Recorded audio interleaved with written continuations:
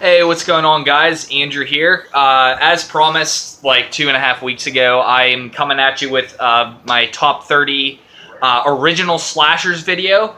Yeah, this is a really hard list to compile, I realize, because one, I last time I had done this list, it was ones of sometimes I put in ones that I was like, okay, that's definitely a remake. Okay, that's definitely a remake as I was watching it again. So there was that. And then, like, man, it just depends on your mood. I do these lists, these top lists like this, as like personal favorites. So it really depends on the mood that I'm in.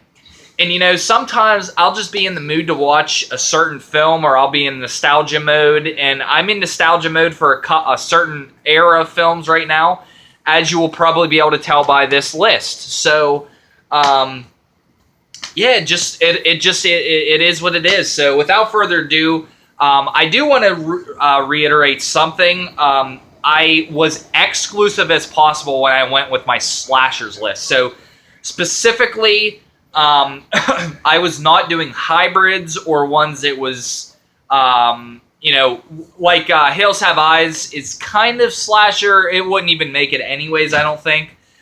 Jeepers Creepers is also very slasher. It would have been in like my top 5 probably, but it's more a creature feature with slasher elements, so I didn't really put it in there. Yeah, which, by the way, excited for the third one. I have tickets already to see it, so really excited to go watch that one. So as the rules state, this cannot be a sequel and this cannot be a remake. And I was debating because I had Silent Night on my list last time, and that's technically not a remake. It's technically not a sequel. It's kind of its own thing. But I was like, it's too close that I'm not going to count it. Yeah, and there's a couple other films I just haven't gotten to yet, and a couple others that I'm just like, I didn't count in Giallos, of course. Those are, Italian versions of slasher with detective elements. Yeah, I just didn't count those. But yeah, so as exclusive as possible, so you'll see here. Coming up is at number 30 is Final Destination. This is basically a supernatural slasher. I have 2 supernatural slashers in a row, ironically. Yeah, this is a solid watch. I have a lot of nostalgia for this one. It revived a new age of slasher. It was cool. It had a little bit of that 90s feel of it's got these really cool characters, but it wasn't like I Know What You Did Last Summer, where it's got this cool, hip cast. They were still kind of hip and they were still kind of well known. But it's not in the same way. But yeah, it had a lot of good tension and stuff in it. It's pretty solid. Yeah, up next is another supernatural, which is Death Spa. Yeah, this one didn't even make my list last time I'd made this, yet it comes in at 29 this time. I really, really dig this film. It's the more times you watch it, the more times you like it. It's just got a cool concept. If you haven't watched it, this is a little on the pricey end. You can get this for about $20, but if you're into, cheesy, bad 80s slashers films, I definitely recommend checking this one out because this is one of the better ones. Up next, 28. Actually, to be honest, this one probably would be 29, but I just put it here, and that is Intruder. This is, of course, the Wizard release, or the Full Moon release, baby. Yeah, this here's a fun film. The first time I watched it, I was like, eh. This time I watched it, I was like, yeah, this is really fun, and the supermarket setting is what does it for me. And for me, slashers with a setting is so cool, as you will see later on in this list. Of course, number 29 was set in a like a health spa type thing. So, yeah, cool stuff. Number 27 is Candyman. Yeah, this is great, pre-Scream slasher. You could argue that this is more of a, supernatural like, I don't know, like, to me this just screams slasher film because it has all the elements to it. It's got the stalking, it's, you know, everything, but it's just really, really atmospheric, really good stuff. I'm holding on to this DVD because I'm just waiting for a company to put out a collector's edition of this because I know it's coming eventually. Coming in at number 26 is Bloody Bloody Bible Camp. Yeah, this is just a cheesy, bad slasher. It's like an 80s throwback, kind of.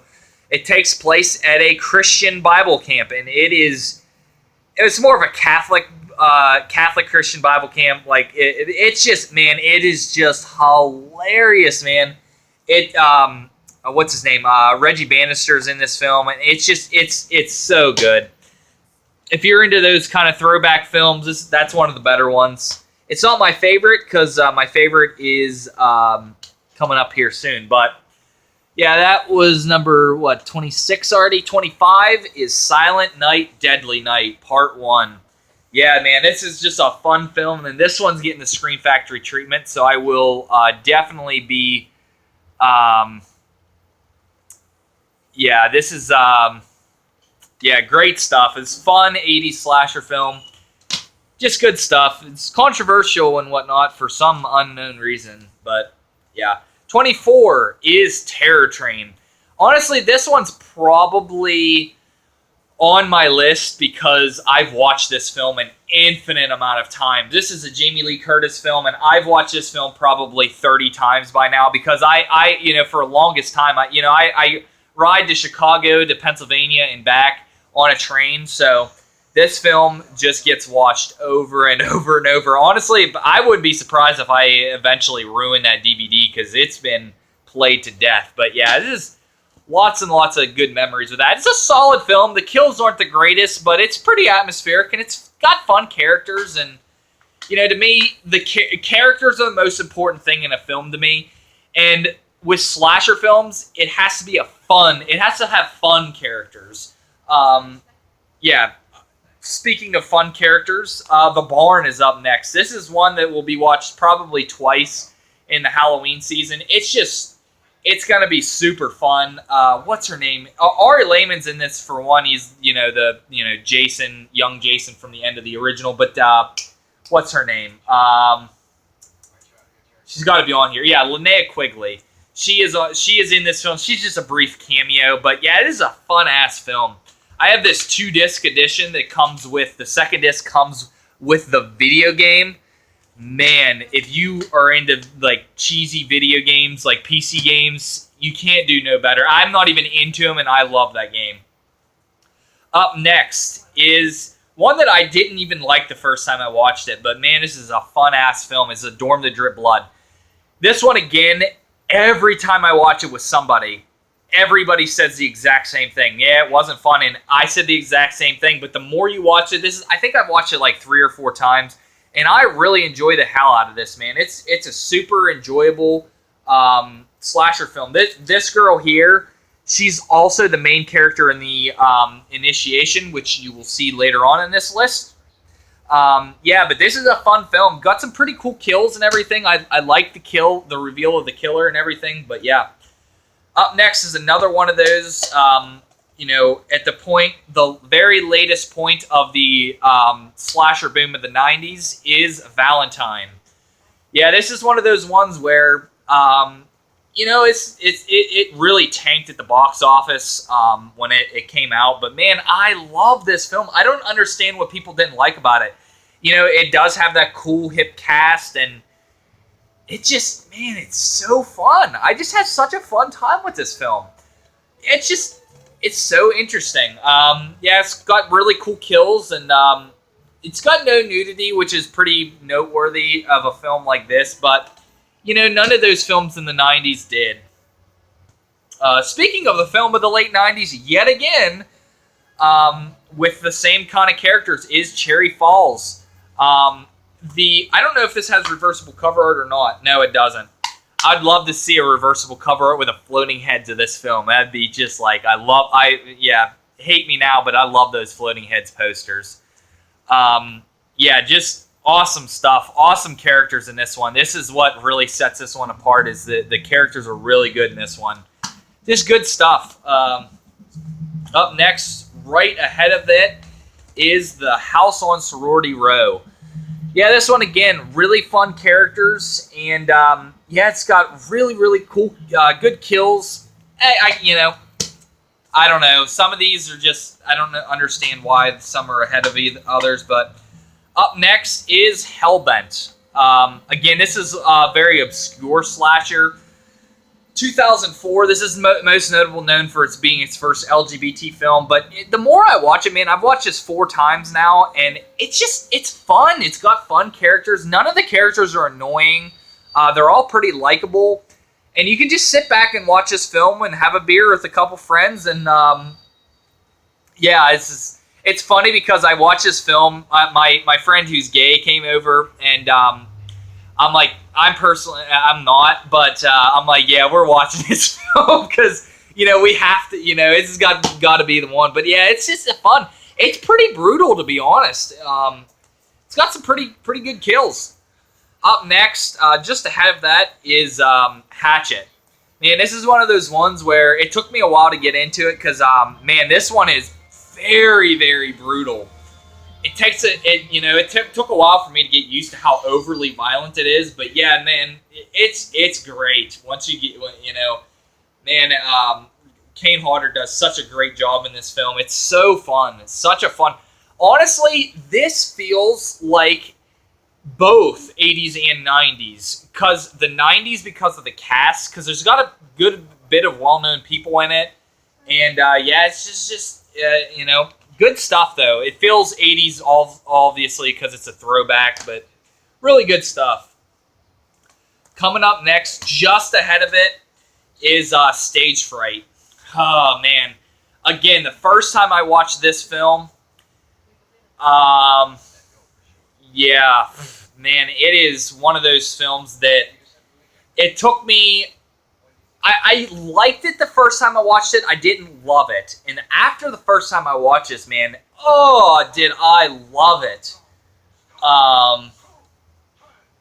Yeah, man, it's the musical score for this is great. All the stuff is good. Yeah, good stuff. By the way, the original doesn't make it because I don't know, I don't know. I just didn't include it because when Exploding Heads did their that's a podcast, did their episode on proto slashers or giallos, they did that, and I was like, it's whatever. But to be honest, it would be right around the same area. To be honestly, it would be right around the same. I like them about the same. So just think, if I were to count that as a slasher, it would be on this list, and Final Destination would be bumped off. But yeah, it just makes it easier. Up next is a movie that I don't hear anybody talking about, and I feel is criminally underrated, and that is All the Boys Love Mandy Lane. Fucking amazing film with unbelievably fun characters. Just awesome stuff. Awesome stuff. What's her name? Amber Heard is she looks incredible in this film, and yeah, it's just a good stuff. Really good film. Coming up next is another one of those 80s golden age of slasher film. That is The Burning. Yeah, this one, man, is just so fun. How many more films do I have from 81? I have one. Just one more? Yeah, I just have one more from 81 left. It's pretty far down. But yeah, this is one of those ones that's just so fun. It's a camp slasher. I love this cover art for it right here. Jason Alexander's in it. This is his film debut. This is also the Weinstein's debut film.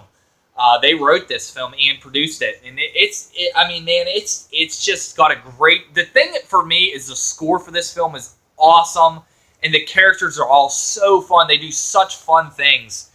And I'm just realizing that I forgot to grab Sleepaway Camp, and that one would probably be right around the same area as this, to be honest. Probably higher up. Whatever. Just, this is work always working here. Up next is another film that I feel is very underrated, but Arrow gave this a release here last year, and I picked it up right away. And yeah, it's The Initiation. I feel this film is just, not many people talk about it when they talk about their favorite slashers or whatnot. I feel this is a really solid entry into the slasher subgenre. It's just, honestly, my top 25 slasher films would probably be in the running to make the my top 100 films of all time. Yeah, but this one here, I really find this stands out because it's very smart. It takes place in a mall, which is always one of those great ones. Damn it, another one I forgot. Son of a bitch. Man, I've forgotten 3 or 4 films now.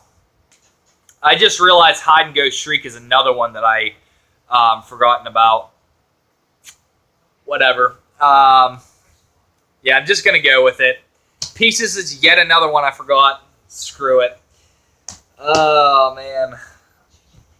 I'm not going to redo this list because I've done this list many times. But just know those 3 would be on this list somewhere. Not higher than The Initiation. All 3 of them would be on it, though. And my top 3, which would be Death Spa, Final Destination, Intruder, would be bumped off. Just know that. Just whatever, already in too deep.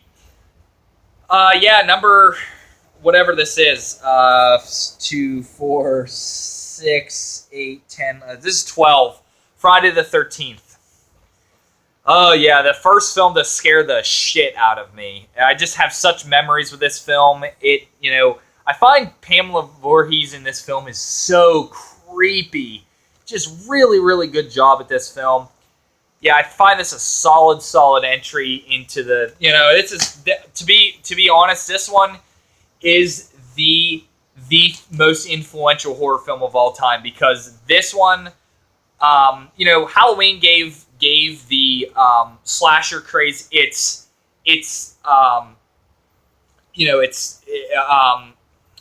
final girl and everything like that. But this film gave it the final girl and the gore and the campy, fun characters.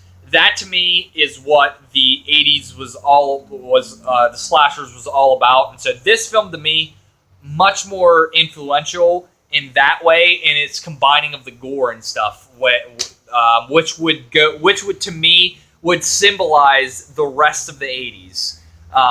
Yeah, so up next is, of course, Nightmare on Elm Street, Wes Craven's masterpiece. This is the first time that Wes Craven appears on this list.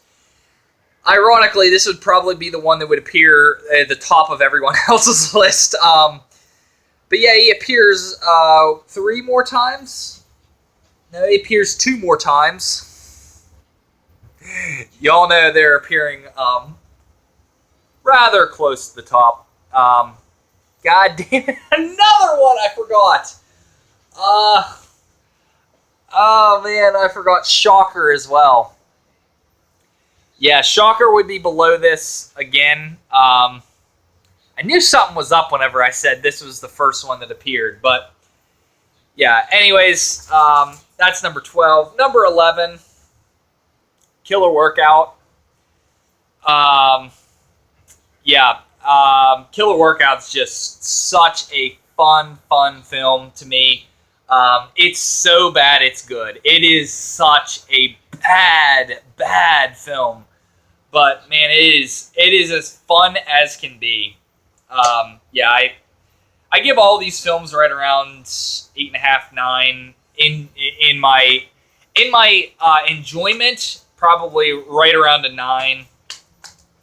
Again, this one, people are going to hate me for this one, but Floating Heads Float Away. I Know What You Did Last Summer. Man, this cast is just awesome. I have so much fun with this film. The only things you can complain about this film is lack of gore, lack of nudity. But to be honest, the cast is such. I have such a fun time with this cast, and it doesn't make a difference to me. It's the story's very interesting, all of that. Yeah. So up next, which would be 8, I guess. 2, 4, 6. Yeah, I think 8 would be Slumber Party Massacre.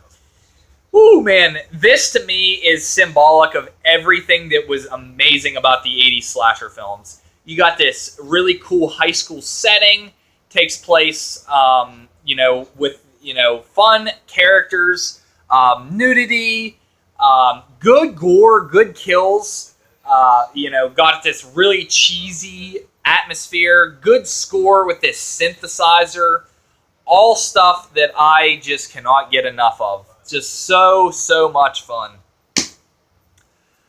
Up next is number 7, I guess. 2, 4, 7 would be Black Christmas. Again, the last time I did this, I had Killer Workout ahead of all of these other films I'm about to do, and then Black Christmas ahead of my next film. It all goes by mood, getting into the Halloween mood. Spoiler for what's coming up next, but it's just, I'm getting into this mood. Halloween next comes, big holiday. For horror comes Christmas, so yeah, Black Christmas, man, just atmospheric as can be. Just, to me, it's really the first film. I know everybody credits Halloween for giving it its formula, and I think it does set the formula in stone, but to me, this one is the first true slasher film. Bay of Blood has slasher elements, but to me, and Torso as well, but to me, this one is the first true slasher film. Like, this, to me, has all of the slasher elements. It has the stalk and slash.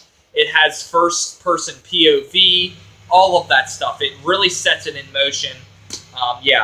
And to be honest, the next film in the list, Halloween, it honestly started off as a sequel to Black Christmas. So, that's where, to me, I hate it. I absolutely hate it when people criticize H2O for being a Scream ripoff and not its own Halloween thing.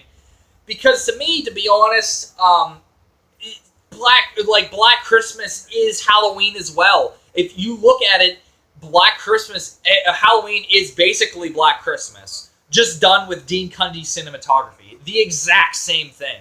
It's the exact same style, first-person POV shots, everything. It's got everything.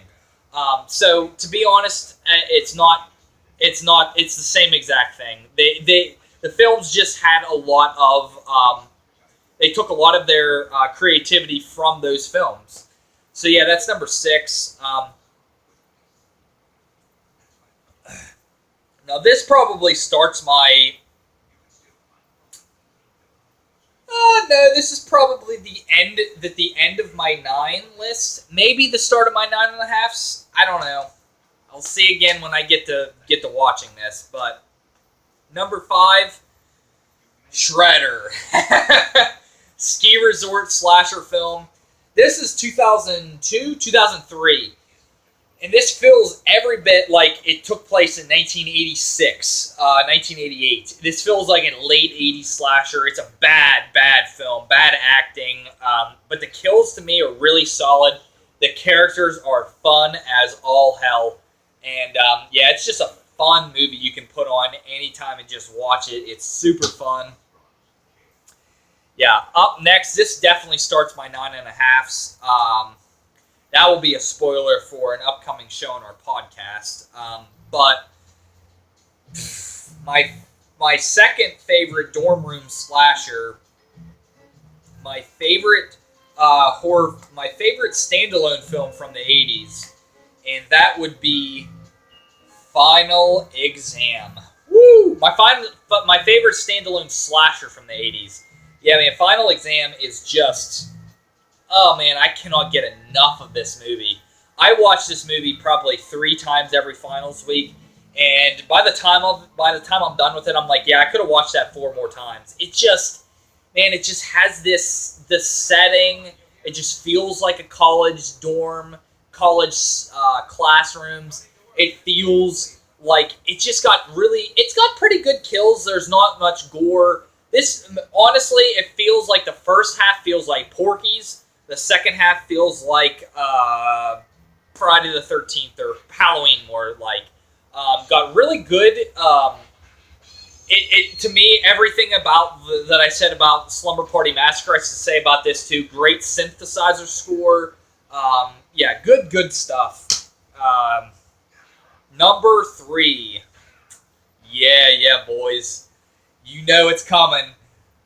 My second favorite film from the 90s, and that would be Urban Legend. I just watched this again last week, and I'm just like, man, this is just everything I love about the 90s.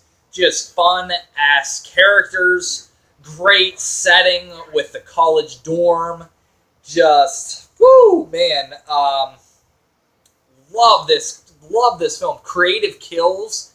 Great stuff, man. I cannot get enough of this film. I watch this film 4 times a year. Yeah, this is my third. No, I honestly, I do watch this 4 times a year, but this is like my 5th or 6th time watching it this year. You know, I cannot get enough of it. That is number 3. Number 2, speaking of a film I can't get enough of, My Soul to Take. I've also watched this film about as much as I've watched Urban Legend. Not as much nostalgia for this film as I have for Urban Legend, but yeah, man, My Soul to Take. You know, I talked about it on everything. I've talked about it on this page. I talked about it on my podcast. Check out the Woodsboro Bros podcast on iTunes if you get a chance, please.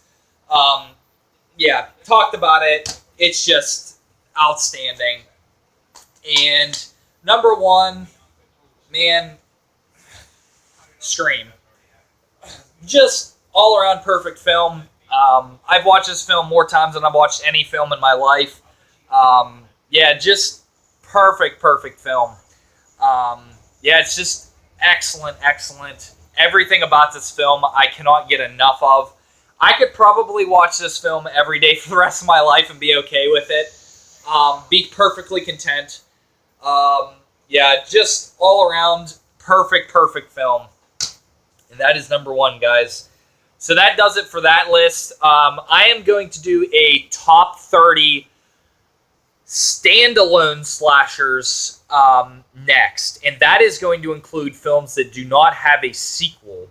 And so some of these films that I forgot to put on you're going to see on my next list.